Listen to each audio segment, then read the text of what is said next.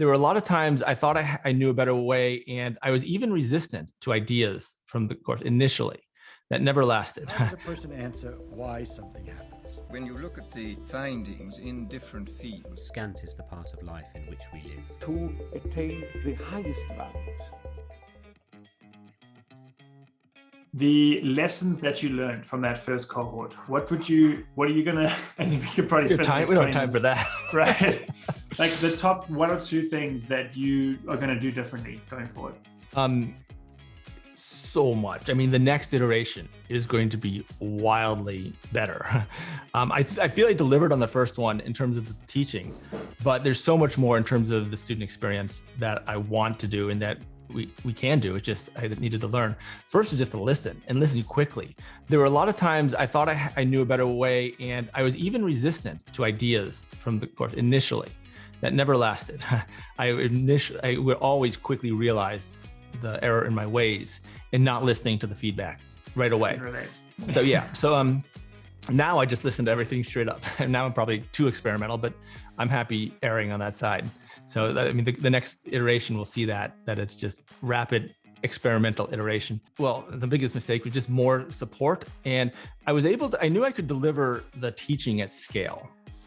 What I totally underestimated was the customer support demand. So that came in, especially with this large of a class, and I had to deliver on that. So I did. I'd stay up as late as I had to deliver on that. But that means the third thing that got shortchanged is I was launching the community at the same time. And I was not, during the course, first half of the course, I was not as able as I really wanted to be in terms of being active in the community, answering questions in the community. Every question in the course was being answered under the course modules. There's a Q&A discussion thread, and we had lots of live Q&A. But in terms of the larger community, because I was also launching a community that was open to non-course members. So there's a membership community for those who want to learn the PPV, Pillars, Pipelines, Involved system, but don't want to invest in the whole course, or maybe they feel they got it from the YouTube channel. So I have a community for that. And that got shortchanged during the course just because I ran out of hours and bandwidth wasn't there. I've made up for that since the course, we finished the course, and now we'll be able to handle that. But just being ready for all the different fronts. There were really 3 fronts. There was the course, the community, and the customer support. So I wasn't ready for that. But also, I mean, going forward, I really want to foster dynamic lateral interactions among students.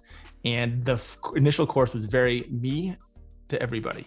And it was 2-way. It was me to everybody and everybody back to me, which is overwhelming, but was doable. But now I think the bigger opportunity to expand is the lateral connections amongst course members, which you've done an amazing job with in ODCC. Yeah, thank you. And yeah, so there's so much we can get into with that, but picking the right people to join the community to begin with, and things to just get them to do that up front. But yeah, I know this was something that you and I talked about back in December, and it's going to be very exciting to see what you do with that.